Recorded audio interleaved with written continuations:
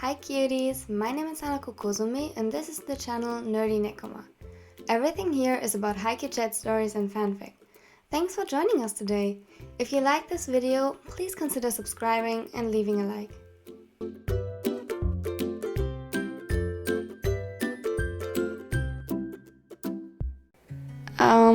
So you won't like this, but today's video is Find Me and it's a DaiSugaIwaOi Heart Comfort one shot.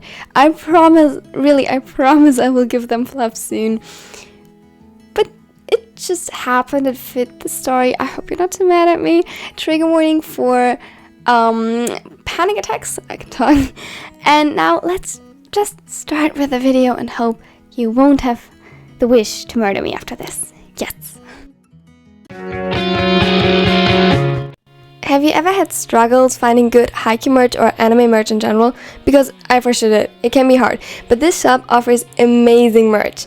Like, I'm literally obsessed with the Haikyuu merch. They have the cutest hoodies ever. Now, if you want to get 10% off, click the link in the description. They offer me a collaboration, which is literally amazing. And you support my channel this way. So, win-win. Let's go.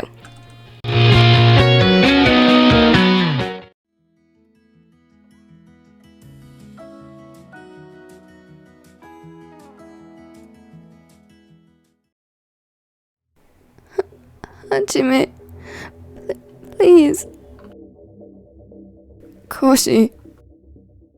What is it? What's going? Please, find me. Where are you? Please. Where?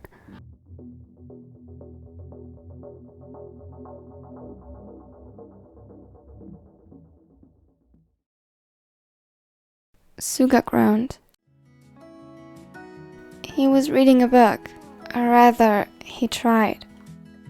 Somehow, the letter stopped making sense after a while, and no matter how much he wanted to continue reading, his brain just didn't feel the need to cooperate. Annoyed, he threw the book on the bed, glaring at the pages as if they were the ones betraying him. This was already the second distraction that failed him. Before, he tried busying himself with lesson plans and tried to study some new teaching methods, gathering some ideas for what he could do with his class when he would be able to teach them again. But even that could only hold his focus for so long. He was currently alone in their apartment, and even though he assured them about 100 times that it would be fine, he felt himself getting restless. For the past hours, he hadn't dared to leave the bedroom.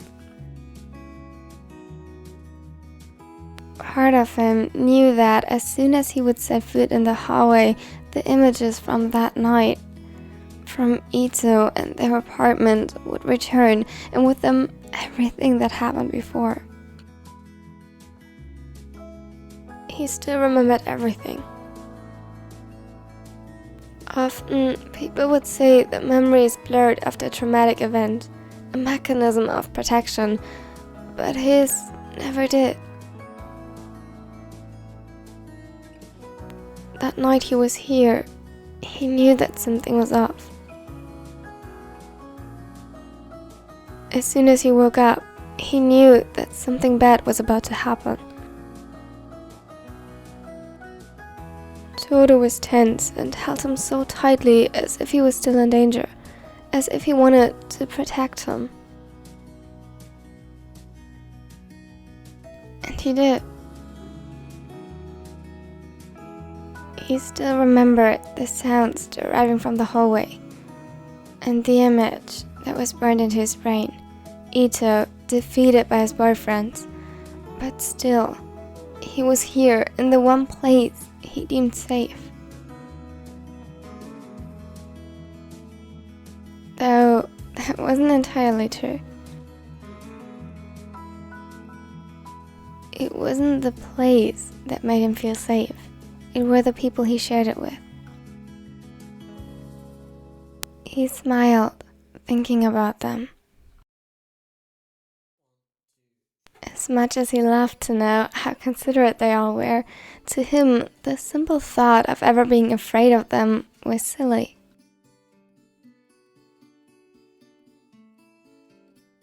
He never felt safer than in their arms.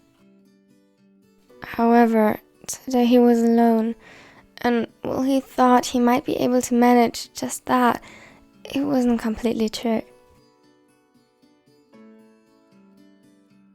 The longer he lingered without something to do, the more prominent got the feeling of restlessness, uneasiness, fear. It settled in his stomach and at the back of his mind, a constant presence screaming, danger. He froze in place and just for a second slept and listened. Before, it was bearable. He ignored it, but now, one slip up, letting his guard down for the blink of an eye, and the feeling became overwhelming. His whole body tensed in a fight-or-flight response, and the intrusive thoughts invaded his mind, telling him all the same, "You are in danger. Survive. Run. Go somewhere safe. You aren't safe." He jolted forward, feeling the panic attack coming. He needed to breathe. It was okay. Deep breath. Suga closed his eyes and fled the room, making his way through the hallway blindly. He could do this. No reason to freak out. He needed to learn to live on his own again. He couldn't rely on his boyfriends all the time. If he couldn't live without them, he shouldn't be with them. A wave of pride washed over him when he reached the kitchen without giving in to the panic. He could do this. Another deep breath, and without looking back, he started rummaging through the cupboards. Food was always a good distraction. Besides, he couldn't exactly remember when the last time was he ate. He knew that he skipped breakfast because he slept in, so it was probably time to eat something other than a snack. That, however, proved to be way more challenging than he anticipated. The fridge was almost empty. With a sigh, he closed the door again. They must have forgotten to go grocery shopping. Who could blame them in all this chaos? He chuckled a bit. Well, since the apartment apparently made him nervous right now, he could as well go and do the grocery shopping himself. It felt like he hadn't left this place in ages, and since almost 3 weeks had passed, it was probably true.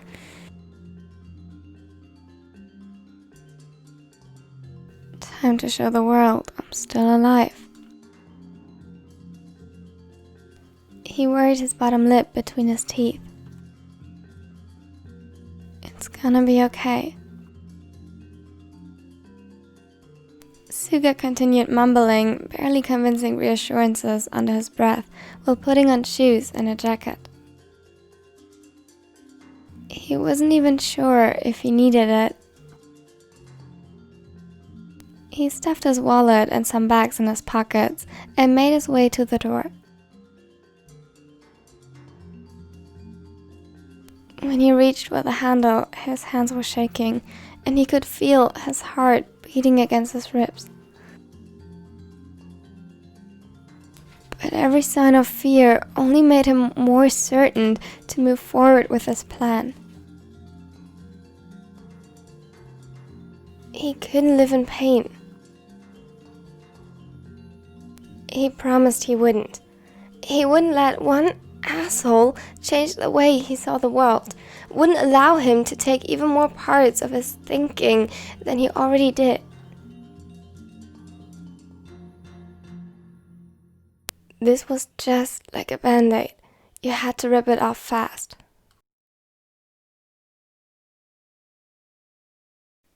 And he had to heal fast. If not for himself, then for the others. He promised them. With one rapid motion, he pulled the door open, and when nothing happened, stepped outside. He wouldn't let this control his life. With determined steps, he stepped down the stairs. He would move on.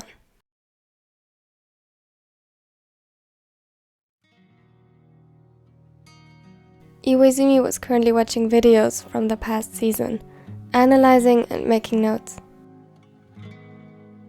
Even though he was basically still a rookie at his job, he took it very seriously and was eager to learn everything there is about being a trainer. On his desk, next to the computer, leaned a photo of his 3 partners. He took it on their 3rd official date as an official couple.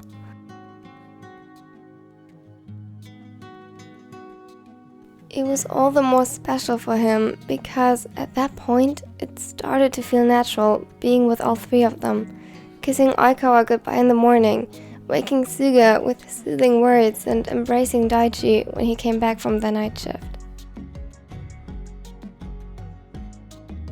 It all became natural after the original nervousness faded, and he never felt more comfortable in his life, more accepted, or more loved.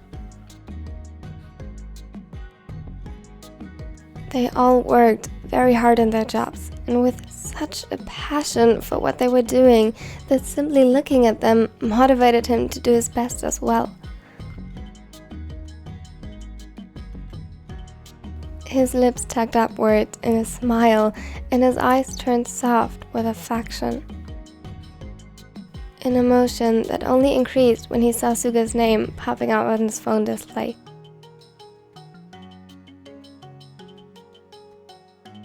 Though a hint of concern mixed and blended with the feeling, increasing slowly. He picked up, waiting for the release, that Suga would start talking about something trivial at best, or that he needed a distraction and comfort at worst. But what he did not expect was for him to be in the midst of a panic attack. Hajime, please. His voice sounded fragile and had a broken edge to it. Immediately, the worry took over. His muscles tensed and cold shivers ran through his system. Koshi. What is it? What's going... Please, find me. He sounded so desperate and afraid that it broke his heart. But it was just a panic attack, right? He was still safe, at least physically, right? He gulped, reaching for his keys and giving a quick heads up to his colleagues, throwing a swift emergency in the room. Where are you? What did he mean by find me? He was home, right? He was safe, right? Please. Where? There was a banging, like someone knocking aggressively on a hard surface on Suga's end of the line, closely followed by a choked whine. Koshi, are you alright? Are you safe? No reply. All he could hear was the occasional strange knocking and muffled cries as if he tried his best to be quiet, though his shallow breathing betrayed him as he fought for air. Iwaizumi cursed under his breath and accelerated his steps. He was lucky that he drove with the car today and immediately made a run for where he knew he parked it. He breathed in deeply before starting the engine, well aware that he would be of no help if he got into an accident now. Even worse, if he did, there was no one who knew Suga was in trouble, and he doubted that the teacher would be able to call someone else in his state.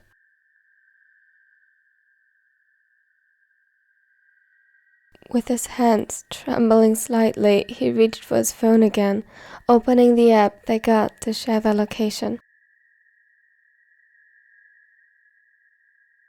Surprise lit up in his eyes when he saw that Suga was supposed to be at the grocery store down the street.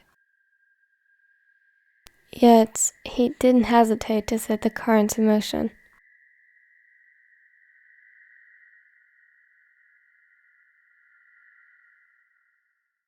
Thank you for watching till the end. I hope you liked it.